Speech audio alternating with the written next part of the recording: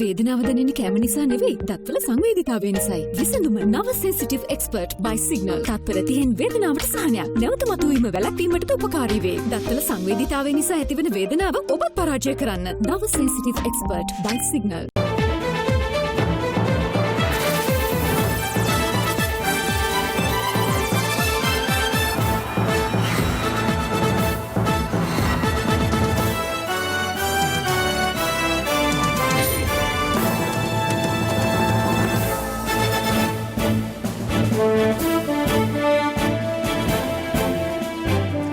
ආයිබෝවන් සුබ සන්ධ්‍යාවක්. සියලු සමීක්ෂණ වාර්තා නැවත නැවතත් තහවුරු කළ ශ්‍රී ලංකාවේ අංක එකේ ප්‍රවෘත්ති ප්‍රකාශය. පැතිගත ඇත කියන හිරු සවස 6:55 ප්‍රධාන ප්‍රවෘත්ති ප්‍රකාශය සමගින් මම බුද්ධි ධනුකාවේ සිට. මමුත් පලාවක් නායක මුලින්ම සිරස්තල.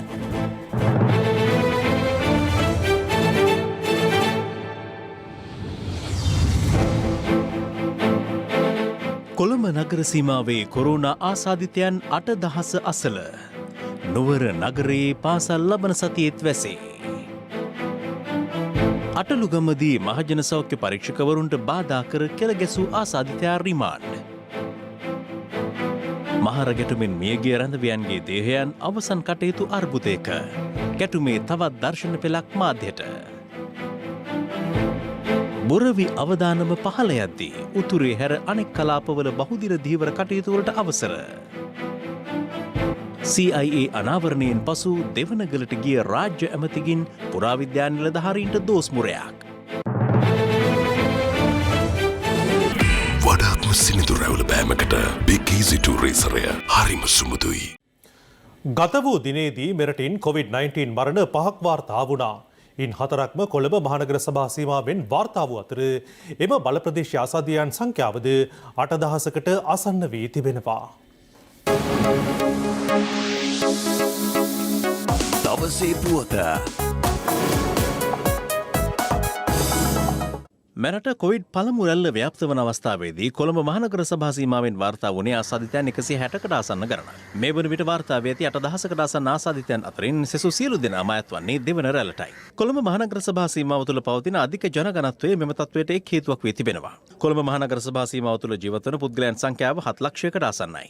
ඒ අනුව කොළඹ ජනගණත්වය වර්ග කිලෝමීටරයකට පුද්ගලයන් 1000කට ආසන්නයි. එම අධික ජනගණත්වය කොවිඩ් මර්ධනයට සැලකිය යුතු බාධකයක් වී ඇති අතර මේ වන විට එම මහනගර සභා සීමාවෙන් මරණ 70කට ආසන්න සංඛ්‍යාවක් වාර්තා වීමත් සැලකිය යුතු කරුණක්. මෙරටින් වාර්තා වූ නව මරණ 5 අතරින් 4ක්ම වාර්තා වූයේද කොළඹ මහනගර සභා සීමාවෙන්. එම මරණ වාර්තා වූයේ කොළඹ 12, කොළඹ 10 සහ කොළඹ 2 යන ප්‍රදේශවලින්. ඉන් එක් මරණයක් නිවසේදී සිදු ඇති අතර තවත් දෙදෙනෙකු කොළඹ ජාතික රෝහලට ඇතුළත් කරන විටත් ජීවිතක්ෂයට පත්ව සිට තිබෙනවා. තවත් මරණයක් කොළඹ මහනගර සභා සීමාවට ආසන්න කොළොන්නාව ප්‍රදේශයෙන් වාර්තා වුණා. COVID-19 ආසාදනය වීමෙන් මියගිය එම පුද්ගලයන් අවුරුදු 56, 71, 78, 89 සහ 85 යන වයස්වල පුද්ගලයන් වන අතර මෙරට සමස්ත මරණ සංඛ්‍යාව 229 දක්වා ඉහළ ගියා. මරණ 100කට වැඩි ගාණක් එක මාසයක් ඇතුළත සිද්ධ වෙලා තියෙන නොවැම්බර් මාසෙ. ඒතකොට දැන් දෙසැම්බර් මාසේ මරණ ගාණ 100ට වඩා අවම මට්ටමකට ගේනවා. ඒ තීරණය තීරණාත්මක වෙන්නේ අද අපි ගන්න තීරණත් එක්ක. ඊයේ දිනේ වාර්තා වූ ආසාදිතයන් 628 දෙනා අතරින් 402 දෙනෙක්ම කොළඹ දිස්ත්‍රික්කයෙන් වාර්තා වන අතර ඉන් 360 දෙනෙකුම කොළඹ මහනගර සභා සීමාවේ පුද්ගලයන්. ඒ අතරින් 104 දෙනෙක් කොළඹ රිමාන්ඩ් සහ වැලිකඩ බන්ධනාගාරයෙන් වාර්තා වුණා.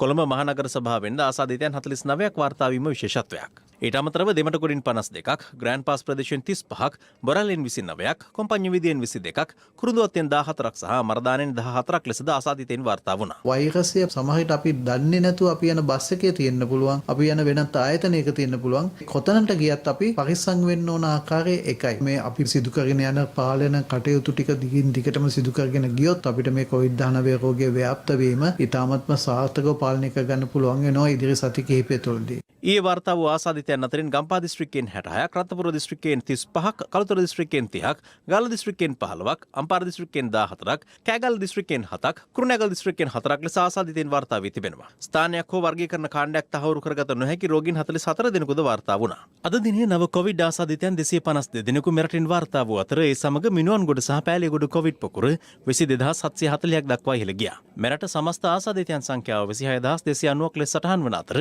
අද පුද්ගලයන් 406 දෙනෙකු සුවය ලැබීමත් සමග සමස්ත සුවය ලැබූ සංඛ්‍යාව 19438ක් ලෙස සටහන් වුණා. මේ අතර බණ්ඩාරගම අටලුගම ප්‍රදේශයේ COVID-19 ආසාදිතයෙකු ලෙස හඳුනාගෙන ප්‍රතිකාර සඳහා රැගෙන යාමට තැත් කළ අවස්ථාවේදී මහජන සෞඛ්‍ය පරීක්ෂකවරුන්ට කෙළ ගැසූ පුද්ගලයා අත්අඩංගුවට ගැනීමට පොලිසිය සමත් වී තිබෙනවා. අටලුගම බෝගහවත්ත ප්‍රදේශයේ පිහිට ඔහුගේ නිවසට සෞඛ්‍ය ආරක්ෂිත ක්‍රම භාවිත කරමින් ඇතුළු වූ පොලිස් නිලධාරියෙකු අදාළ පුද්ගලයා අත්අඩංගුවට ගැනීමට සමත් වුණා. පසුව එම පුද්ගලයා අටලුගම අලුතියාව ප්‍රධාන පොලිස් මුරපොළ වෙත රැගෙන ආවා. අනතුරුව ගිලන් රථයක නංවා බණ්ඩාරගම බස් නැවතුම්පොළ ඉදිරිපිට මාර්ගයට රැගෙන ගියා. පසුව එම පුද්ගලයා බන්ධනාගාර බස් රථයකට නංවා මහේස්ත්‍රාත්වරයා හමුවට ඉදිරිපත් කිරීමට රැගෙන ගොස් තිබෙනවා. එහිදී මහේස්ත්‍රාත්වරයා නියෝග කළේ මේ මාස 17 වනදා දක්වා අදාළ පුද්ගලයා ආරක්ෂිත බන්ධනාගාරගත කිරීමටයි. සංචලන සීමා පැනවුවත් තාම සීග්‍රයෙන් අටලුගම තුළ මේ COVID-19 රෝගය ව්‍යාප්ත වෙමින් පවතිනවා. වර්තමානයේ සිදු කරපු PCR පරීක්ෂණ වලින් 50% රෝගීන් වාර්තා වීමේ ප්‍රතිශතයක් තියෙනවා. ඒ නිසා එතනින් එහාට ගිය සංවිධානාත්මක වැඩපිළිවෙලක් මෙම රෝගය වැළැක්වීම සඳහා අටලුගම ප්‍රදේශය තුළ ක්‍රියාත්මක කළ යුතුව පවතිනවා. මරදාන් ප්‍රදේශයේ සිට වැලිකඳ දක්වා දහවනේ වූ COVID-19 ආසාදිත රෝගීන් 23 දෙනෙකු රැගත් බස් රථයක් අද උදෑසන 6ට පමණ වැලිකඳ අසේලපුරදී අනතුරට ලක්ව තිබෙනවා. COVID ආසාදිතයින් රැගත් බස් රථයේ රියදුරට නින්ද යාමත් සමග කල්මුනේ සිට පැමිණි තවත් බස් රථයක මුහුණට මුහුණ ගැටී සිදු වූ අනතුරින් බස් රථ දෙකෙහි රියදුරන් දෙදෙනා සුළු තුවාල ලබා තිබෙනවා. මේ අතර මහනුවර ශික්ෂණ රෝහලේ අක්ෂය ශල්‍යාගාරයේ සේවය කළ පුද්ගලයෙකුට COVID-19 ආසාදිත බවට හඳුනාගෙන තිබෙනවා. ඒ හේතුව හින්දා අපි අද දිනේදී අක්ෂි සායනය සහ වාට්ටුවට රෝගීන් ඇතුළත් කරගන්නේ නැහැ. විරත් රෝහල් වලට යොමු කරන්න අපි කටයුතු කරලා තියෙනවා. සඳුදා වන විට අපි බලාපොරොත්තු වෙනවා නැවතත් සායන කටයුතු ආරම්භ කිරීමට සහ රෝගීන් ඇතුළත් කිරීමට. මේ අතර ලබන සඳුදා සිට සතියක කාලයක් මහනුවර නගර සීමාවේ ඇති සියලු පාසල් වසා තැබීමට තීරණය කර තිබෙනවා. මහනුවර නගරය ආශ්‍රිතව කොවිඩ් වසංගතය සම්බන්ධයෙන් පැන නැගී ඇති තත්ත්වය සම්බන්ධයෙන් සලකා බලා මේ සෞදා නෙවෙයි ඊළඟ සෞදා වෙනතෙක් නගර සභාව සීමාව තුළ පාසල් 45ක් වසා තැබීමට තීන්දුව කරා. ඒ වගේම අකුරණ ප්‍රදේශ සභා සීමාව තුළ පාසල් 5ක් වසා තැබීමට තීරණය කරා. මිට අමතරව කොළඹ ජාතික රෝහලේ මුළුතැන්ගේ සේවකයින් දෙදෙනෙකුට සහ නිරීක්ෂකාවකට කොවිඩ් ආසාදිත බව තහවුරු වී තිබෙනවා. කොළඹ මහාධිකරණයේ සේවයේ නියුතු පොලිස් කොස්තාපල්වරයෙකු සහ පළාත් දේශීය ආදායම් දෙපාර්තමේන්තුවේ ලිපිකරුවෙකුට කොවිඩ් ආසාදනය වී ඇති අතර ඔවුන් කහතුඩු සහ පිළියන්දල ප්‍රදේශවල පදිංචිකරුවන්. ඔවුන්ගේ ආශ්‍රිතයන් වෙසෙන නිවාස 5ක් සහ පළාත් දේශීය ආදායම් දෙපාර්තමේන්තුවේ 20 දෙනෙකු ඇතුළු 37 දෙනෙකු ස්වයං නිරෝධායනට ලක් කිරීමට පියවර ගැනුණා.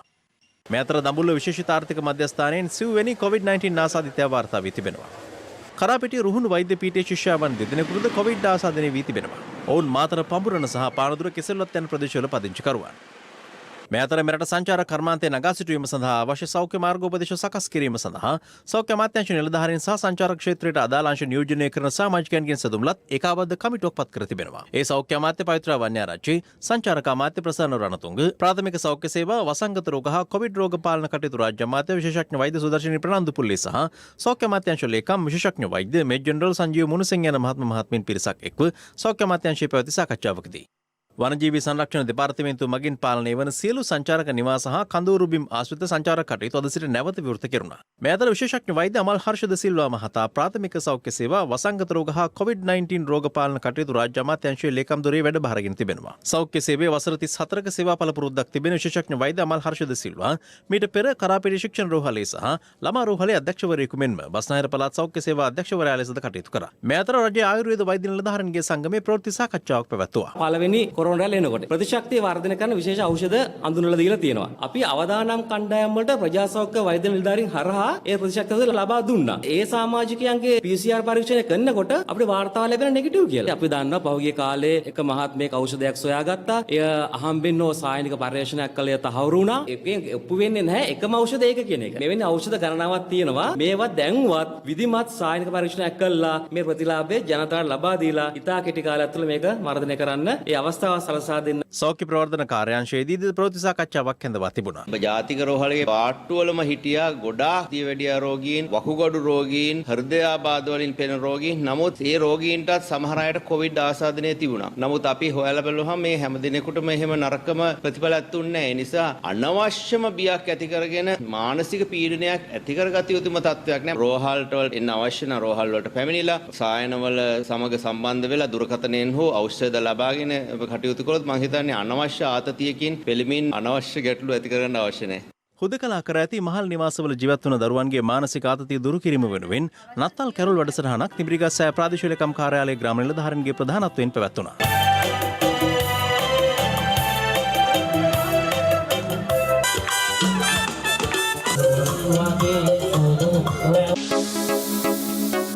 දවසේ පුවත වෙන වෙනම චලනය වන තල 3ක් විටමින් E හා කුමාරිකා සහිත නිසා ඉතා සමීප හා සුසිනිදු රැවුල බෑමක්. ඔබත් අදම බිග් ෆ්ලෙක්ස් 3 සමග ප්‍රොෆෙෂනල් ෂේව් එකක් අත්විඳින්න. අදම CDB iDeposit ඩිජිටල් ස්ථාවර තැන්පතුවක් අරඹන්න. මහර බන්ධනාගාර ගැටුමෙන් මියගිය කොවිඩ් ආසාදිත රැඳවියන්ගේ දේහ බොහොමදාන කිරීම COVID-19 මාර්ගෝපදේශ අනුව ගැටලුවක් බව රාගම රෝහලේ අධිකරණ වෛද්‍ය නිලධාරීවරයා ඇතුළු සෞඛ්‍ය අංශ වත්තල මහේස්ත්‍රාත් අධිකරණයට අද දැනුම් දුන්නා. මේ අතර අපරාධ පරීක්ෂණ දෙපාර්තමේන්තුව මහර බන්ධනාගාරයේ ඇති වූ ගැටුම සම්බන්ධයෙන් අද දිනේත් ප්‍රකාශ සටහන් කරගෙන තිබෙනවා. මහර බන්ධනාගාරයේ පසුගියදා ඇති වූ ගැටුමට අදාළ තවත් දර්ශන පෙළක් මාධ්‍ය වෙත නිකුත් වුණා.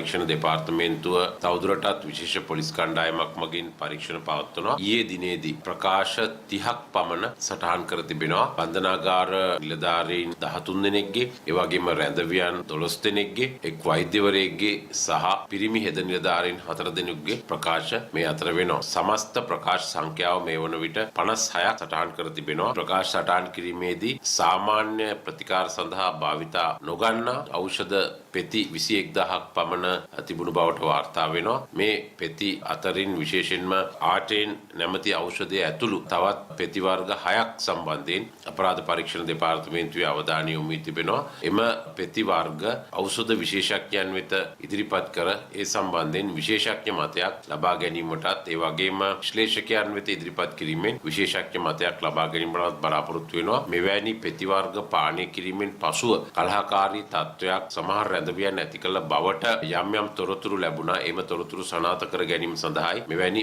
විශේෂඥ මතයක් ලබා ගැනීමට බලාපොරොත්තු වෙන්නේ. මේ අතර මහර බන්ධනාගාර සිදුවෙන් ජීවිතක්ෂරපත් වූ කොවිඩ් ආසාදිත රැඳවියන්ගේ සිරුරු සම්බන්ධයෙන් ගන්නා ඉදිරි පියවර දැනුම් දීමට නීතිපති දෙපාර්තමේන්තුවේ නියෝජිතයෙකුට සහ සෞඛ්‍යාංශ නිලධාරියෙකුට අධිකරණය හමුවේ අද පෙනී සිටින ලෙසට වත්තල මහේස්ත්‍රාත් බුද්ධිකසී රාගල මහතා නියෝග කර තිබුණා. ඒ සිරකරු අයිතිවාසිකම් සුරැකීමේ සංවිධානයේ සභාපති නීතිඥ සේනක පෙරේරා මහතා මෝසමක් මාර්ගයෙන් සිදු කළ කරුණු දැක්වීම සැලකිලිට ගනිමින් ඒ අනුව අද දිනේ සෞඛ්‍යාංශ නිලධාරියෙකු අධිකරණයේ පෙනී සිටියද නීතිපති දෙපාර්තමේන්තුවේ නියෝජිතයෙකු පෙනී සිටියේ නැහැ. මෙහිදී සෞඛ්‍යාංශ නිලධාරීන් අධිකරණයේදී කියා සිටියේ මියගිය රැඳවියන්ගේ මෘතදේහ බුහුමුදානය COVID-19 වසංගත මර්දන මාර්ගෝපදේශ අනුව ගැටලුවක් බවයි. කරුණු සලකා බැලූ වත්තල මහේස්ත්‍රාත් බුද්ධිකසී රාගල මහතා පොලිස්පතිවරයාට නියෝග කළේ මීළඟ නඩුවාරයේ යෙදෙන ලබන 11 වෙනිදා නීතිපති දෙපාර්තමේන්තු නියෝජිතවරයෙකු අධිකරණයට කැඳවන ලෙසයි.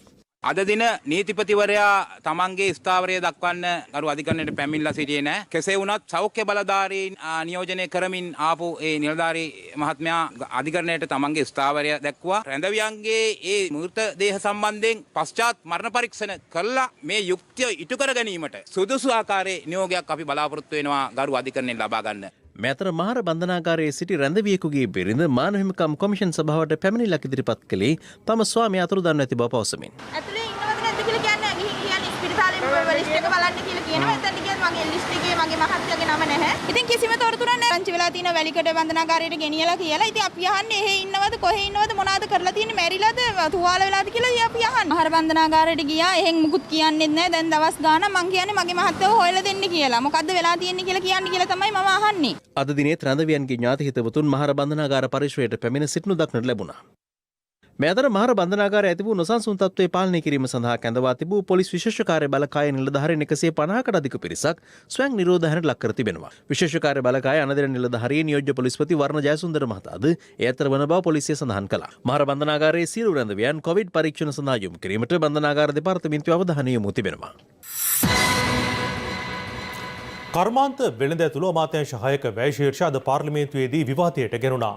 එහිදී පළව අදහස් කිහිපයක් සමගින් මැති සභය විශේෂාංගය දැන්.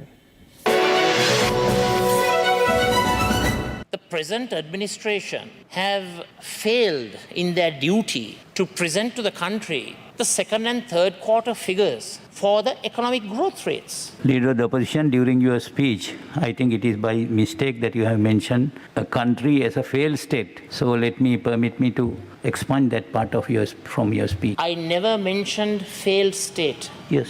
No, I never mentioned. What I said was a failed government. Not the state. අසාර්ථක රාජ්‍යයක් නෙමෙයි මම කිව්වේ. Anyway, I don't know whether I have... අසාර්ථක රජයක්. සමාවෙන්න එහෙම එක්ස්පන්ජ් කරන්න බෑ ඔබතුමාට මගේ No, if I in the course of a speech use the term failed state, you can't expunge that. That is my opinion. How on earth can you expunge that? It's a very supportive comment from Honorable Gajam Ponnambalam because they wanted to say that Sri Lanka is a failed state. මේ ගරු කතානායකතුමනි ඇයි මේ mic එක of කරන්නේ? No, it cannot be off. කවුරු හරි ඉන්නවද මේ රිවර්ස් පෙත්ත ගහගෙන අරගත්තේ මේ මයික් ඔෆ් කරන? හැම කතාවෙම වැඩිපුරම ඉල්ලන්නේ මයික් එකයි කැමර එකයි. ඉතින් අපි දැක්කා එතුමා අමාත්‍යවරයා විදියට ඉන්න කාලේ කැමර එකයි මයික් එකයි නම් හැමතැනම අරගෙන ගියා හදපු ගෙවල් වල ප්‍රමාණය කෙසේ වෙතත්. අපිට තියෙන ප්‍රධානතම අභියෝගය තමයි මේ රටේ තරුණයන්ගේ විරකියා ප්‍රශ්නට විසඳුමක් දෙන්න. ඒකට අපි විපක්ෂ நாயකතුමා කරා වගේ తాවකාලික පත්වීම් දීගෙන යන්න බෑ. අල්ලපු ගෙදර එහෙම කියන්න එපා. අල්ලපු ගෙදර සමාරාමේ ගමේ ඔබතුමා තේ බොන්න වාලහන්දිය යන එතනට. හරි ඔබතුමාන කතා කරමු. මේ රටේ විරකියාව ප්‍රශ්නයක් වෙලා තියෙනවා නම් ඒකට උත්තරය තියෙන්නේ ඒගොල්ලන්ගේ අතේ. ඒ ප්‍රශ්නේ ඇති කරේ ඒගොල්ලෝ. මේ දැන් බෝලේ පාස් කරන්නේ නැතුව ඔබතුමාලා හිටපු අවුරුදු 5 කරපුවා කියන්නේ ඔබතුමාලාගේ නායකයා తాවකාලික පත්වීම් දීලා ළමයි 2000ක් ගෙදර යවුවා. ඒක හරිද වැරදිද කියන්නකෝ. උත්තරේ දෙන්න මට හරිද වැරදිද කියලා කියන්නකෝ. සෞභාග්‍ය දැක්මේ 13 වෙනි පිටුවේ මොකද්ද කියන්නේ? අපි මුදල් විශුද්ධීකරණය කරන්න ඉඩ දෙන්නේ නැහැ කියලා. හැබැයි අයවැය කතාවේ පිටරට තියෙන හොරසල්ලි ගේන්න සුද්ධ කරන්න අපි දෙනවා පොදු සමාවක්. ඔබතුමා පට්ට පල් බොරු කියන්නේ. කියපු ඔක්කොම බොරු. කොහෙද කිව්වේ කළුසාලි සුදු කරන්න දෙනවා කියලා කොහෙද තියන්නේ? මුදල් විසුද්ධීකරණය දෙනවා කියලා කොහෙද තියන්නේ? JDB එකේ තියෙන සියලුම වතු තමුන්නාන්සේගේ ඥාතිවරුන්ට දුන්නද නැද්ද? ඔබතුමා ලයිස්තුව අරගෙන ඇවිල්ලා මගේ දීපු ඥාතීන්ගේ නම් ලයිස්තුවම දෙන්න මම ඒකට උත්තර දෙන්නම්. වීරවංශ ඇමතුමා කර්මාන්ත ඇමති සුද්දෙක් දැක්කම උණ හැදෙනවා. කොහෙද ජාත්‍යන්තරයෙන් මෙහාට ආයෝජනය කරන්න දෙන්නේ මේ වගේ අය ඇමතිකම් කරනකොට. දෙවනගල පන්සලේ හාමුදුරුවෝ කියනවා ඒ පන්සලට අයිති ඉඩම් අත්තරෝමතිකව අයිති කරගන්න තමුන්වහන්සේගේ සහෝදරයව යවුවා. සල්ලි දෙන්න කිව්වා. පගාව දෙන්න හැදුවා. මං ගැන බෞද්ධයෝ දන්නවා. සදන් ඉකොනොමික් සෝන් එක අපේ රජය විසින් ඩොලර් බිලියන 14ක ආයෝජනයක් සහිත මේ තනිකර බොරු කියන්නේ ඩොලර් බිලියන 14ක කොහෙද අනේ ඔයාලා කිවිසුමක් අස්සම් කරලා තියෙන්නේ. ආණ්ඩුව ඒ දවස්වල මේකට විරුද්ධ වුණා. දැන් ඒ කර්මාන්තවලට ගිහිල්ලා ජැක් ගන්න බලනවා. සිංගප්පූරුවත් එක්ක අත්සන් කරපු ජාත්‍යන්තර නිදාස් වෙළඳ කිවිසුමට මා පාරට බහැලා විමල් වීරවංශලා තොইলයක් නැතුවා. එතුමන්ලගේ ආණ්ඩුව තමයි සිංගප්පූරුවෙන් කුණු ගෙනාවේ. කුණු ගෙනල්ලා ගොඩ ගැහුවේ. මම ඔබතුමාගේ අහනවා හම්බන්තොට වරාය ඔබතුමාලා දුන්නානේ. ඒ මුදල් වලට මොකද උනේ? කියන්න. දැන් කියන්න. දැන් කියන්න. හරියට. නෑ දැන් කියන්න. කාලේ අවසන්. මම මුදල් අමාත්‍යාංශ විවාදයේ තියෙනකොට ඒකට උත්තර නෑ දැන් කියන්න. මට වෙලාව නෑ. එච්ච දෙයක් නෑ. වෙලාව. ජාතික අපරාධයක් කරුවේ. මම දැනගන්න කැමති බන්තුල ගුණවර්ධන අමාත්‍යවරයා හිටියනවා. එතුමාගේ අමාත්‍යාංශයට මේ සතොස වාර සභාපතිවරයා මෙදියත් වෙලා 17 තොගයක් ගෙනාවා. ඒ 17 තොගේ පිළිබඳ පරීක්ෂණයක් ගියා. 2.5% ආසනික අඩංගු වෙලා තිබෙනවා කියලා. ශ්‍රී ලංකා ප්‍රමිති ආයතනය පරීක්ෂණය ආරම්භ කරා. මොකද සිද්ධ වුනේ? පහුගිය සතියේ බන්තුල ගුණවර්ධන අමාත්‍යාංශයෙන් ප්‍රමිති ආයතන ගලවලා තාක්ෂණික අමාත්‍යාංශයට ගත්තා. ඔන්න ප්‍රතිඵල. දැන් මේ අයවැය ලේඛන ඉදිරිපත් කරනකොට මුදල් ඇමතිවරයා කියනවා මහජන උපයෝගිතා කොමිෂන් සභාව ඒ පනත සංශෝධනය කරනවා කියනවා. දැන් අයවැය විවාද පැවැත්වෙනවා. ජනාධිපතිවරයාගේ ලේකම් පී.බී. ජයසුන්දර භාණ්ඩාගාර ලේකම්ට ලියුමක් කරනවා මහජන උපයෝගිතා කොමිසම අහෝසි කරනවා කියලා. එහෙම අහෝසි කරන්න බෑ පාර්ලිමේන්තුවේ පනත. සීනි කිලෝ එකේ බද්ද රුපියල් 50 සිට 7.25 දක්වා අඩු කරා. හැබැයි මේ බදු ගේනකොට බොන්ඩ් වෙයා හවුස් වල කාගේ සීනිද තිබුණේ? දැන් ආණ්ඩුවට ලැබෙන්න ඕන බද්ද ආගේ අතරද ගියේ? සැංගිලා හෝටලේ සභාපතිවරයා. කාගේ මිත්‍රයෝද කියලා හොයන්න. මේ පිළිබඳව මම දන්න අගමැතිතුමා. එතුමා මුදල් අමාත්‍යවරයා හැටියට ආටිකලට කතා කරලා කිව්වා. මේ බද්දයි අඩු කරේ නැවත දාන්න කිව්වා. ආටිකල කියනවා අහන්න නැතුව බෑ කියනවා. ඊට පස්සේ බන්දුල ගුණවර්ධන මහත්තයා මන් දැක්ක කියනවා සීනි කිලෝ එක ඇති මාසෙට පවුලකට කන්න කියනවා. මතකනේ කිව්වා? පී.බී. ජයසුන්දරත් එක්ක එකතු වෙලා හිටපු පරණ කුරුප්පකර දාවාරම්කාරයට දැන් ජනාධිපති මන්ත්‍රී බිල්ල බහලා ඉන්නේ. මම අහගෙන හිටියා සමහර විපක්ෂයේ මන්ත්‍රීවරු හරියට නිකන් මැරලා ඉපදිලා වගේ කතා කරන්නේ. පහුගිය අවුරුදු 5 සතොසේ පාඩුව විතරක් බිලියන 9කට වැඩි. රිෂාඩ් බදුදී නැමතිවරයාට දුන්න ආයතන 46ක් ඩොලර් පිදිනේ දුන්න හොරකම් කරන්න. තමුන්නාස්සේ අද ඇවිල්ලා මඩ ගහන්න හැදුවාද? ඇමතිතුමාව මුරුන් ගත්තේ කියලා ප්‍රශ්න ඇති කරන්න හැදුවා. අපි දැක්කනේ කියපු දේවල්. හිතන්න එපා ආණ්ඩුවක් ඇටේ කියලා. දැන් මහා සංඝරත්නය පාවිච්චි කරන්න හදනවා. මේ මහා සංඝරත්නය හිරේ දාපු ආණ්ඩුව පිම්පෙට්ටිය සල්ලි ටිකක් ගණන් කරපු ආණ්ඩුව හරියට නිකන් නිදාවැරිලා ඇහැරිලා වගේ. දැන් වෙලා තින්නේ දෙයියන්ගේ හාල් කාලා තියෙන්නේ මහා බැංකුවේ හොරා කාලා දැන් පිස්සු ඇදිලා ඉන්නේ. මම දැක්ක අර බදුල්ල දිස්ත්‍රික්කේ മന്ത്രി කෙනෙක් හරි කියලා ගහගෙන ගියේ කාලේ. එයා කියනවා දැන් අවුරුදු දෙකෙන් පෙරලන්න පුළුවන්ලු. කොච්චර හරිද කියනවනම් බදුල්ල දිස්ත්‍රික්කේ ඡන්දෙ ඉන්නේවත් නැහැ. අද බලන්න දේශපාලන වශයෙන් තාම ඉරේ කී දෙනෙක් ඉන්නවද? ඇයි පිල්ලන්නේ ඉරේ දැම්මේ? නැගෙන ඉරෙන් මහින්ද රාජපක්ෂ මහත්තයාට උදව් කරපු නිසා. දැන් ඊයේ മന്ത്രി කෙනෙක් සානි අබේසකරනේ පෙනී හිටිනවා. දිල ඇඳුම විනාශ කරපු නිලධාරියෙක්. මුළු CID එකම විනාශ කරපු කළු පැල්ලමක් ගෙනාපු නිලධාරියෙක්. අපි දැක්ක දුමින්ද සිල්ලව හිරේ දාපු හැටි. අද තාම දුමින්ද සිල්ලලා හිරේ. ඒකයි මම කියන්නේ ගෝඨාභය රාජපක්ෂ ජනාධිපතිතුමා ප්‍රජාතන්ත්‍රවාදී වැඩි කියලා අපි අපිට තාම සාධාරණත්වයක් ඉතුරු වෙලා නැහැ කියලා මම විශ්වාස කරනවා. ඒ දේශපාලන හිරකරුවන්ව නීති අනුකූලව වහාම නිදහස් කළ යුතුයි. ඒක කළ යුතුයි. ඒකයි මේ රටේ ජනතාව ඡන්දෙ දුන්නේ. පසුගිය යහපාලන රජයේ ප්‍රබලයින් අපරාධ පරීක්ෂණ දෙපාර්තමේන්තුවේ නිලධාරීන්ට බලපෑම් කර ඇතැමුන්ගෙන් දේශපාලනික පලිගැනීම් සිදු කර ඇති බව අරුන්දික ප්‍රනාදු සහ සිසිර ජයකොඩි යන රාජ්‍ය අමාත්‍යවරුන් පෙන්වා දෙනවා. එමෙන්ම යහපාලන රජයේ ප්‍රබල දේශපාලනඥයින් විපක්ෂයේ පිරිස් සිරගත කිරීමට ඇතැම් දූෂිත නිලධාරීන් සමග එක්ව කටයුතු කළ බව පාර්ලිමේන්තු මන්ත්‍රී මොහමඩ් මුසම්මිල් මහතා හිරු ටීවී බලය දේශපාලන සංවාදාත්මක වැඩසටහනට එක්වෙමින් සඳහන් කළා. දැන් අද කොමිෂන් සභාව විහිළුවක් නම් අපි කියන්නේ මාර ස්වාධීන කොමිෂන් සභාව තිබුණා දිරුරුක්සි ඩයස් නීතිය හදන කාලේ කඩන කාලේ රංජන්ට කෝල් ගන්න කාලේ ඒවා මාර ස්වාධීන සානි අබේසේකරලා දාගෙන CID එකේ ආමි එකේ කට්ටියට දුමින්ද සිල්වා මහත්තයාට අනෙකුත් දේශපාලන කට්ටියට ගේම් ගහද්දි ඒවා මාර ස්වාධීනයි ඊට පස්සේ FCID එක අනුර කුමාර දිසානායක මහත්තයා හදිසි ප්‍රතිචාර දැක්වීමේ කමිටුවේ වාඩි වෙලා ඒ ඔක්කොම අරගෙන ඇවිල්ලා ඒවා මාර ස්වාධීනයි ඒවා ස්වාධීනකම වැහිලා තින්නේ මේ පහුගිය ආණ්ඩුවත් පස්සේ läගලා පෞගේ ආණ්ඩුවේ කුණු අසූචි තවරගෙන නැවත මේ ජනතාවට ඇවිල්ලා මේ මහා ප්‍රදර්ශනය කරන්න හැදුවද ප්‍රජාතන්ත්‍රවාදයේ පෙනුමින් පෙනී හිටනවා කියලා මේ දෙගොල්ලොන්ට ඒක කරන්න බෑ. යහපාලන ආණ්ඩුව තුලින් විශාල අසාධාරණ ලක්වෙච්ච පුද්ගලයෝ විශාල ප්‍රමාණයක් ඉන්නවා. FCID එක ක්‍රියාත්මක වුණේ FCID කාර්යාලය තුල නෙමෙයි. අරලියගහ මන්දිරය තුල. පහුගිය කාලේ අපි දැක්කා ජනතා විමුක්ති පෙරමුණ එක්සත් ජාතිපක්ෂයේ නායකයෝ පාඩලි චම්පි කරනවකලා රාජිත සේනාරත්නලා රනිල් වික්‍රමසිංහ මහත්තයත් එක්ක එකතු වෙලා ඒගොල්ලෝ තමයි මිදගෙන FCID එකට නම් කරන්නේ මෙන්න මෙයාව අද ගන්න ඕන. ඒතකොට මේ වගේම තමයි අපි දැක්කා රංජන රාමනායක මහත්තයා සම්පූර්ණයෙන්ම ගිහිල්ලා ශානි අබේසේකරට විතරක් නෙමෙයි නඩු වලට සම්බන්ධ හැම කෙනෙකුටම කතා කරලා මිනිස්සුන්ව අමාරු දාන හැටි. ඒකේ ප්‍රධානම බිල්ලක් තමයි දුමින්ද සිල්ලා මන්ත්‍රීතුමා. දුමින්ද සිල්ලා මන්ත්‍රීතුමාගේ නඩුව දෙවෙනි අවස්ථාවේදී අපි හිතුවා අපීල් එකෙන් එතුමාට නිදහසක් ලැබෙයි කියලා. නමුත් ඉතාමත් අවාසනාවන්ත විදියට පුදුම විදියට බලපෑම් කළා. අපි දැන් එකක් තමයි අපි ජනාධිපතිතුමාට අපේ මන්ත්‍රීවරුන්ගේ සියලු දෙනාගේම අත්සන් ලිපිය දීලා තියෙනවා. අපි හිතනවා සමස්ත රටේ ජනතාවම එතුමා මහජන නියෝජිතයෙක් කොළඹ දිස්ත්‍රික්කයේ නියෝජනය කරපු පාර්ලිමේන්තු මන්ත්‍රීවරයෙක් දැවැන්ත විදියට ජනතාවට සේවය කරපු කෙනෙක්. එතුමාට විශාල ඡන්ද ප්‍රමාණයක් ලැබිච්ච කෙනෙක්. හැබැයි අද කනගාටුවට කාරණාව තමයි එහෙම අය එයාට විතරක් නෙමෙයි මේ රටේ රාජ්‍ය නිලධාරීන්ට සමහර විනිශ්චයකාරවරුන්ගේ අද රස්සාව නැති වෙලා තියෙනවා මේ කාරණාවත් එක්කලා. එතකොට ඒ සියල්ලක්ම දැන් නිවැරදි කරන්න ඕන කාලය ඇවිල්ලා තියෙනවා. අති ගෞරවනීය ගරුතර මහා සංඝරත්නයත් කියන්නේ ඒකයි. එතුමාගේ පැත්තෙන් දැන් අවුරුදු 5ක් විතර කාලයක් එතුමා මේ ඇතුලේ. ඉතින් ඒක නිසා මම හිතනවා එතුමාට සාධාරණයක් වෙන්න ඕනයි කියලා ඉතා ඉක්මනට. දේශපාලන කාරණු මත තීන්දුව දීලා අපේ රටේ දේශපාලන නායකයෝ තවමත් ජීවිතාන්ත දක්වා හිරදඩුවම භුක්ති විඳිනවා. අය ඉන්නවා. ගැන විශාල මතභේදයක් තියෙනවා. අර්ලියගහ මන්දිරයේ ඉඳන් නඩු දාන්න සැලසුම් කරපු කණ්ඩායම් තමයි මේ චෝදනාව කරන්නේ. ඒක ඇවිලුව. රහස් පොලිසිය බාරව සිටි සමහර අධ්‍යක්ෂකවරු විවිධ දේශපාලන පක්ෂවල නායකයෝ මේ අය තමයි නඩු හැදුවේ. ඒ අය අද කියනවා නම් දේශපාලන බලපෑම් වෙනවයි කියලා අධිකරණයට අපිට ඉතින් hina. කියන්නේ නිර්දෝෂී තනත්තන්ට අයිතු අසාධාරණ චෝදනා ඉදිරිපත් කරමින් නඩු ගොතමින් ඔවුන් හිරබාරයට ලක් කරන්න ගත්ත ක්‍රියාමාර්ග ගත්තොත් එහෙම එක්සත් ජාතික පක්ෂයේ අය රැකගන්න කරපු ඒ බොරු නඩු ගෙතිල්ලට ශාල්ල විනයෙන් පෙනී සිටින්නේ නැත්නම් කොහොමද? පෙනී සිටින්න වෙනවා. මේ හඬපට වලින් පේන්නේ අධිකරණයට ඔවුන් බලපෑම් සිදු කළ බව. විශේෂයෙන්ම ශානි වැනි පරීක්ෂණ මෙහෙයපු නිලධාරීන් නඩු හදන්න නඩු ගොතන්න තමයි ඒගොල්ලෝ දුරකථනින් උපදෙස් දුන්නේ. ඉතින් ඒ නිසා ඒ වගේ අය අධිකරණයේ ස්වාධීනත්වය ගැන කතා කරන්න එනවා නම් ඒක තමයි ලොකුම වීලුව.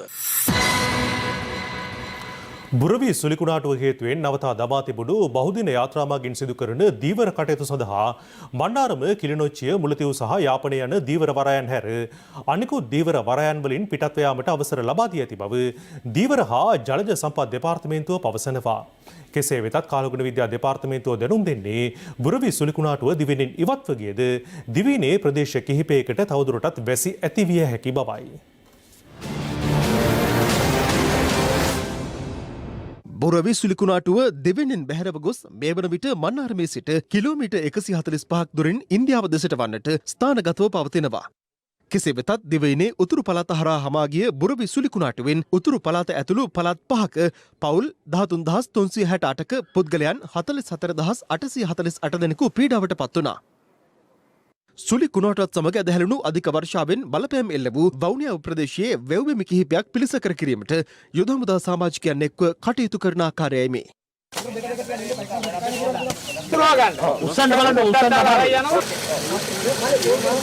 දැන් මේකේ ප්‍රබලතාවය ක්‍රමයෙන් අඩු වෙලා තියෙනවා. කෙසේ නමුත් වක්‍ර බලපෑම විශේෂයෙන්ම තියෙනවා උතුරු මැද වයඹ වගේ පළාත්වල. එම පළාත්වලත් මිලිමීටර් 100ක් වන වර්ෂාපතන තිබීමේ හැකියාවන් තියෙනවා. කෙසේ නමුත් මේකේ ඍජු බලපෑම තියෙනවා පුත්තලම ඉඳන් මන්නාරම හරහා තිරිකුණාමලේ දක්වාම තියෙන ගැඹුරු සහ නොගැඹුරු මුහුත් තීරවල දීවර හා නායක කටයුතු වල යෙදෙන්න එපා. කෙසේ වෙතත් දීවර සහ ජලජ සම්පත් දෙපාර්තමේන්තුවේ අධ්‍යක්ෂ ජනරාල් සුසන්ත කහවත්ත මහතා ප්‍රකාශ කළේ සුලිකුණාටුව හේතුවෙන් හානි වූ දීවර යාත්‍රා පිළිබඳ තොරතුරු කඩිනමින් ලබා දෙන ලෙස සහකාර දීවර අධ්‍යක්ෂවරුන්ට උපදෙස් ලබා දුන් බවයි. බහුදින දීවර යාත්‍රාවලට මන්නාරම කිල්නොච්චි යාපනයේ සහ මුලතිව් දීවර වරායන් හැර ඉතුරු දීවර වරායන් වලින් රැකියාව සඳහා පිටත් යාමට අවසර ලබා දී තියෙනවා. දැනටත් ගමන් වාර ලබා නොදී තියෙන එක්දින දීවර යාත්‍රා සම්බන්ධයෙන් අද දින පවතින තත්ත්වය සලකා බලලා කාලගුණ තත්ත්වය සුදුසු නම් ඒ සඳහා අවසර ලබා දෙනවා. මේ අතර පසුගියදා යාපනයේ පොන්නාලී ප්‍රදේශයෙන් මුහුදු ගොස් අතුරුදන්ව සිටි පුද්ගලයාගේ මලසිරුර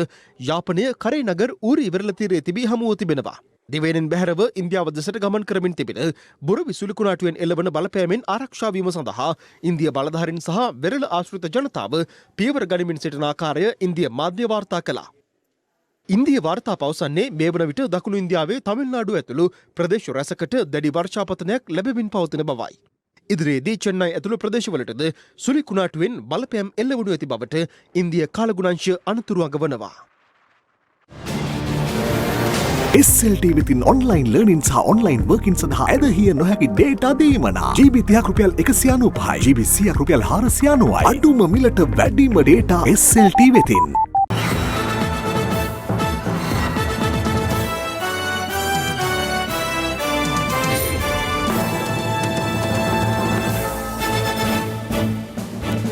දිවයිනේ වියලි කලාපයේ බහුලව සරුවට වැවෙන මුරුංගා ඔබට නුහුරු නුපුරුදු ආහාරයක් නොවේ.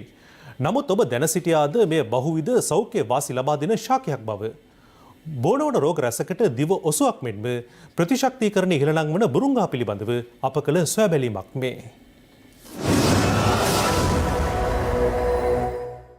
ශ්‍රී ලංකාවේ වියලි සහ අතරමැදි කලාපයන් වල ඉතා බහුලව කෘෂි රසායනික භාවිතයකින් තොරව ස්වාභාවික වැඩෙන ශාකයක් වන මුරුංගා the miracle tree the never die tree ලෙසත් හඳුන්වනවා. මුරුංගා පෝෂණ ගුණය අතින් පොහොසත්ම ශාකයක් බවට පත්වැත්තේ ගසේ පොත්ත, කරල්, මුල් මල් සේම පත්‍රද බහු සෞඛ්‍ය වාසි ලබා දෙන නිසයි. ඔබ දැන සිටියද මුරුංග කොළ ඉතාම හොඳ විටමින් C මූලාශ්‍රයක් බව. මුරුංගා නැවුම් පත්‍ර ග්‍රෑම් 100ක අඩංගු විටමින් C ප්‍රමාණය මිලිග්‍රෑම් 51.7ක් බව පෝෂණවේදීන් පෙන්වා දෙනවා.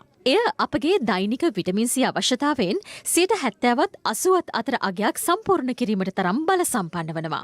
විශ්මය නම් දොඩම් මෙන් 7 ගුණයක විටමින් Cද, කැරට් මෙන් 4 ගුණයක විටමින් Aද, කිරිවීදුරුවක මෙන් 4 ගුණයක කැල්සියම් සහ ප්‍රෝටීන්ද මුරුංගාවල අඩංගු වීමයි. එමෙන්ම ඉදනු කෙසෙල් ගෙඩිමෙන් 3 ගුණයක් පොටෑසියම්ද, නිවිතිවල මෙන් 3 ගුණයක් විටමින් Eද, ආමඩ මෙන් 3 ගුණයක් යකඩද මුරුංගාවල අන්තර්ගත වනවා. මුරුංග ගහේ තියෙන ඉතාමත්ම වැදගත්කමක් තමයි එහි තිබෙන අධික ප්‍රෝටීන් ප්‍රමාණය. ඒ සැසඳිය හැක්කේ කිරි බිත්තර මස්වල තියෙන ප්‍රෝටීන් හා සැසඳමින්. ප්‍රෝටීන් වල තිබෙන අත්‍යවශ්‍ය ඇමයිනෝ අම්ල විශාල ප්‍රමාණයක් මේ මුරුංග ගහේ තියෙනවා. ඒක නිසා මන්ද පෝෂණය තියෙන ප්‍රදේශවල ඒ මර්ධනය කිරීම සඳහා ව්‍යාපෘතියක් හැටියට මුරුංග ගස් වගා කිරීම ප්‍රචලිත කිරීමටත් මුරුංග ආහාරයට ගැනීම ප්‍රචලිත කිරීමත් සිද්ධ වෙනවා. මේ COVID-19 සමයේ ප්‍රතිශක්තිකරණය වඩවන ආහාර පිළිබඳ නිරන්තර අවධානයෙන් පසුවන ඔබට මුරුංගා හොඳ ආදේශකයක්. විශේෂයෙන්ම කොරෝනා වෛරස සමයේ ප්‍රතිශක්තිකරණය වැඩි කිරීම සඳහා ඉතා පිටිවහලක් සලසන ආහාරයක් හැටියට මුරුංගා සලකනවා. ඒ වගේම එහි තියෙන සීනි පාලනය කිරීමට අපි අර ග්ලයිසීමික් ඉන්ඩෙක්ස් කියන ගුණය ඉතාමත්ම ප්‍රශස්ත මට්ටම් වල තියෙන ශාකයක්. ඒ වගේම තමයි පිළිකා, අදිරුදර පීඩනය, දියවැඩියා වැනි රෝගීන්ට අවශ්‍ය කරන ආහාර සම්පාදනය කර ගැනීමේදී මුරුංගා ආහාරයට ගැනීම අපේ ප්‍රෝටීන ඌනතාවයට පිළියමක් හැටියටත් රක්තහීනතාවයට ප්‍රතිචාර දැක්වීමටත් පිළිකාකාරක වෙච්ච අවස්ථාවලදී ප්‍රතිඔක්සිකාරක ගුණය ප්‍රතිශක්තිකරණය වැඩි කරන වෛද්‍ය මතය අනුව දියවැඩියාව, පිළිකා, අක්මා ප්‍රදාහය ආදී බෝ නොවන රෝග රැසකට මුරුංගා දිව ඔසුවක්. එමෙන්ම නිර්මාංශ ආහාර රටාවකට යොමු වී සිටින පුද්ගලයන්ගේ ප්‍රෝටීන අවශ්‍යතාවය මුරුංගා කොළ ආහාරයට ගැනීමෙන් සපුරා ගැනීමට හැකිවීමද විශේෂත්වයක්. අද වන විට වියලා කුඩු කරගත් මුරුංගා කොළ ලෝපුරා ජනප්‍රිය පෝෂණ අතිරේකයක්. මුරුංගා පත්‍ර ව්‍යංජනයක් හැටියටත් පත්‍ර වේලා කුඩු කරගෙන කුඩු ආහාරයට මුසු කිරීමත් බොහෝ රටවල සිද්ධ වෙනවා. ඒ විතරක් නෙමෙයි මුරුංගා පත්‍ර බැද ආහාරයට ගැනීමත් සිදු කරන්නට පුළුවන් බව හොයාගෙන තියෙනවා. තවදුරටත් මුරුංගා මුල් අරගෙන රසකාරකයක් හැටියට පාවිච්චි කිරීමත් නිසා අපිට මේ බෝනෝන් රසංගතයට මුහුණ දීමට මුරුංගා ගස ගැන අපි දක්වලා තියෙන අවධානය මීට වඩා වැඩි කළ යුතු බව මම මෙතනදී සඳහන් කළ යුතුයි. ඓතිහාසික දෙවනගල රජමහා විහාරස්ථානයට අයත් ඉඩම් ආක්‍රමණය සම්බන්ධයෙන් හිරු CIA අනාවරණයෙන් අනතුරුව ඒ පිළිබඳ සොයා බැලීමට රාජ්‍ය අමාත්‍ය විදුර වික්‍රමනායක මහතා අද එම විහාරස්ථානයට පැමිණියා. මෙම විහාරස්ථානයේ ආශ්‍රිතව සිදුව ඇති පුරාවිද්‍යා විනාශය සම්බන්ධයෙන් සොයා නොබැලූ රාජ්‍ය නිලධාරීන් අමාත්‍යවරයාගේ දැඩි දෝෂ දර්ශනයට ලක් වුණා. ඓතිහාසික දෙවනගල පුරාවිද්‍යා පුදබිම ආශ්‍රිතව සිදු කරන අනවසර ඉදිකිරීම හා ඉඩම් කොල්ලයන් සම්බන්ධයෙන් හිරු CIA රටට අනාවරණ කළේ වරක් දෙවරක් නොවේ. එම තොරතුරු රටට හෙළි කිරීමේදී හිරු CIA කණ්ඩායමට නොයෙක් තර්ජන සහ බාධාවලටද මුහුණ දීමට සිදු වුණා. ඒ ආසන්නතම සිදුවීම වූයේ පසුගිය පළමුවනිදා හෙම්මාතගම හිරු ප්‍රාදේශීය වාර්තාකරු සමන් විජය බණ්ඩාර මහතා ප්‍රදේශවාසීන්ගේ තර්ජනයන්ට ලක්වීමයි.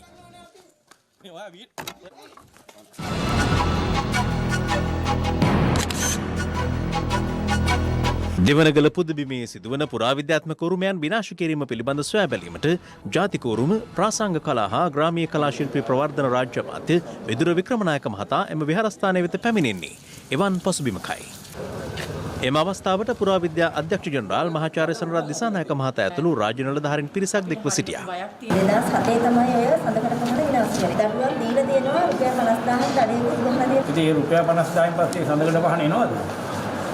සර් අදටත් මට ලිපිය ඇවිල්ලා නැහැ. එතන තියෙන ගම්බර ඔක්කොව නෝර යුගයේ වින්නධර්ම සෝරි රජුරෝ දෙවනගල විහාරයට පූජා කරපු. එතන තායිර් කියලා මේ නම ගහලා දැන් අවුරුදු 5කට වැඩි සර්. මේ සෙල් ලිපියට අද කිසිම ආවරණයක් නැහැ. මේ ලිපි ලේඛන නැති වුණොත් මට තියෙන එකම සාධකය මේක සර්. කබීර් හෂීම්ගේ බලපුලුවන්කාරකමට මේ පැරණික බලෙන් ගල්ටි කරන් ගිහලා සර් කඩලා විඳලා වෙන ඒවට ගත්තා. එතකොටත් මේවට පුරා විද්‍යාව නැදී හතුනේ টয়ලට් හදලා තියෙන ගල උඩ.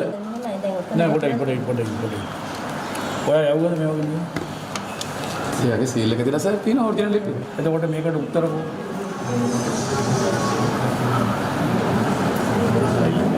මම අහන්නේ බොහොම සරල දෙයක් මහත්තයෝ. තමුන්ගේ වගකීම හරියට ඉෂ්ට කරලා තියෙනවද? මම අහන්නේ තමුන්ගේ වගකීම හරියට ඉෂ්ට කරලා තියෙනවද? ඔව් සර්. දැන් ඔයා මෙයා කියන දේද කියන්නේ? නෑ. එතනින්ම තේරෙනවනේ තමුන්ගේ වගකීම. මම තමුන්ගෙන් විස්තර ඇහුවාම තමුන් කියනවා මෙයාට විස්තර කරන්න කියලා. මට ඒ වැඩක් නැහැ. මොකද්ද මෙතන තියෙන ගැටලුව ප්‍රශ්නේ කියන්නකො. මොකද මේ මිනිස්සු ඇවිල්ලා මෙහෙ පදිංචි වෙන්නේ මේ පුරාවිද්‍යා භූමියේ. ඇයි මෙතන මේ ප්‍රශ්නයක් ඔඩු දුවනකන් හිටියේ? දැන් ඔඩු දුවනක් කියන්ත මේක කාලයක් තිස්සේ. නෑ මට ඒ වැඩක් නැහැ කාලයක් තිස්සේ. දැන් ඔය ඇවිල්ලා කොච්චර කාලද අවුරුදු 3යි. අවුරුද්ද. අපේ අයිතිය අපි ආරක්ෂා කරගන්නේ නැත්නම් අනිත් මිනිස්සු ඒ අයිතියට පයින් ගහනවා. ඕගොල්ලන්ට වටින්නේ නැති වෙන්න පුළුවන්.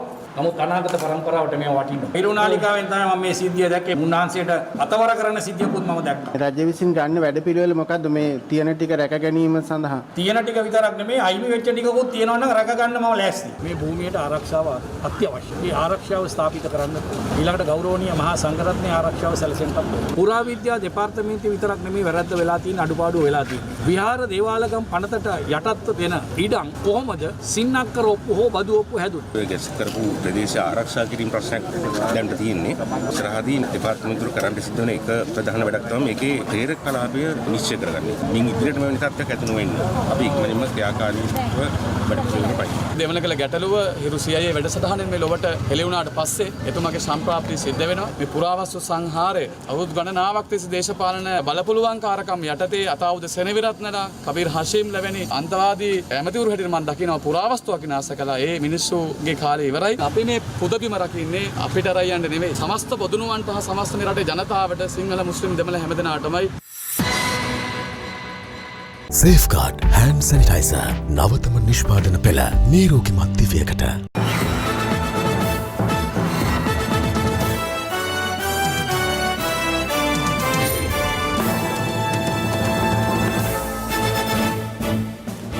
රිෂාඩ් බදියුදීන් අමාත්‍යවරයාගේ පාලන සමයේ සිය අමාත්‍යංශයට ඇත ආයතනවල සිදු වූ දූෂණ හා වංචා සම්බන්ධයෙන් වහාම විධිමත් පරීක්ෂණයක් සිදු කරන්නයි අමාත්‍ය ආචාර්ය බන්දුල ගුණවර්ධන මහතා ආරක්ෂක අමාත්‍යවරයාගෙන් ඉල්ලීමක් කළා. ඒ අද පැවති කර්මාන්ත වෙළඳ ඇතුළු අමාත්‍යංශ 6ක වැය ශීර්ෂ පිළිබඳ විවාදයේ පිළිතුරු කතාව සිදු කරමින් අපේ පූර්වගාමී අමාත්‍යවරයා තමයි ඉෂාක් බදුද්දීන් අමාත්‍යවරයා. තමුන්නාන්සේලාගේ රජයේ යටතේ එතුමාට අන්තවාදය වෙනත් කප්පන්දීම් වශයෙන් ආයතන 42ක් සමග කර්මාන්ත හා වාණිජ්‍ය අමාත්‍යාංශය දීලා තිබුණා. ඒ කාලය තුලදී ලංකා ඉතිහාසයේ කිසිම දිනක කර්මාන්ත හා වෙළඳ අමාත්‍යාංශයක නොවුන වංචා, දූෂණ, අක්‍රමිකතා පිළිබඳ කතාන්දරය ෆොරෙන්සික් ඔඩිට් එකක් කරලවත් හොයාගන්න බැරි තරම් දරුණුය කියන එක මම මේ ගරු සභාවට ප්‍රථමයෙන් වාර්තා කරන්න ඕනේ. ඒ පිළිබඳ අපි අපරාධ පරීක්ෂණ දෙපාර්තමේන්තුවට දීලා තියෙනවා පැමිණිලි ප්‍රමාණය. නමුත් අවාසනාවකට පසුගිය රජයේ බොරු චෝදනා දාලා මේ රටේ മന്ത്രിවරුන්ට ඇමතිවරුන්ට එලව පහර දීපු තත්වයේ තුල කිසිදු ක්‍රියාමාර්ගයක් ගන්නේ නැති තරමට මේ අපරාධ පරීක්ෂණ දෙපාර්තමේන්තුව ඈනිමෑලි ප්‍රතිපත්තියක් තමයි අනුගමනය කරන්නේ. මම ආරක්ෂක කටයුතු පිළිබඳ අමාත්‍යවරයාටත් කියනවා මේ කරලා තියෙන අපරාධ ප්‍රමාණය පිළිබඳ මේ අමාත්‍යාංශ සම්පූර්ණ අපක්ෂපාතී පරීක්ෂණයක් කරන්න. දැන් තවත් දේශීය පුවත් කිහිපයක් සමගින් රටවටා හිරු. රටවටා හිරු. COVID-19 ව්‍යාප්තියත් සමග දුෂ්කරතා රැසකට මුහුණ පා සිටින අපේම ජනතාවගේ සුව සහනය වෙනුවෙන් ක්‍රියාත්මක රට වෙනුවෙන් හිරු සහන යාත්‍රා ක්‍රියාන්විත යටතේ ශ්‍රී ලංකා රතුකුරුස සමාජය හා එක්ව රාගම දුම්රිය ස්ථානයේ සහ රාගම පොදු බස් නැවතුම්පොළ විශ්වවිද්‍යාලය කිරීම අද සිදු කෙරුණා. මේ අතර තිස්ස මහාරාම මූලික රෝහල වෙත මුව ආවරණ සහ ආරක්ෂිත ඇඳුම් කටළ බෙදා දීමක්ද සිදු කළා. මාවනැල්ල ප්‍රදේශයේ පවත්වාගෙන යන තේ කර්මාන්ත ශාලාවකට ගෙන එන අමු තේ දළුවලටත් වඩා වැඩි තේ තොග අලවියට රැගෙන යන බවට කෑගල්ල ජ්‍යෙෂ්ඨ පොලිස් අධිකාරීවරයාට ලද තොරතුරක් මත සිදු කළ විශේෂ සෝදිසි මෙහෙයුමකදී අදාළ කර්මාන්ත ශාලා ගබඩාවක තිබී කසල තේ කිලෝග්‍රෑම් ලක්ෂ ගණනක් සොයාගෙන තිබෙනවා. මේවා විදේශ වෙළඳපොළට යැවීමට සූදානම් කර තිබූ ඒවාද යන පිළිබඳව පොලිසිය විමර්ශන සිදු කරන අතර තේ කර්මාන්ත ශාලාවේ ගොඩනැගිලි තුනට මුද්‍රා තැබීමට කෑගල්ල මහජන සෞඛ්‍ය පරීක්ෂක කාර්යාලයේ නිලධාරීන් පියවර ගත්තා. නඩත්තු කටයුතු සඳහා හම්බන්තොට දීවර වරාය පරිශ්‍රයේ සිට ගොඩවීමට රැගෙන වී තිබූ දීවර යාත්‍රාවක අද පස්වරුවේ හදිසියේ ගින්න කටගත් අතර ගින්නට හේතුව මෙතෙක් අනාවරණ වී නැහැ. රට වටා හිරු හිරු සවස 6:55 ප්‍රධාන පුවත් ප්‍රකාශයමින් නිමාවට පත්වනවා.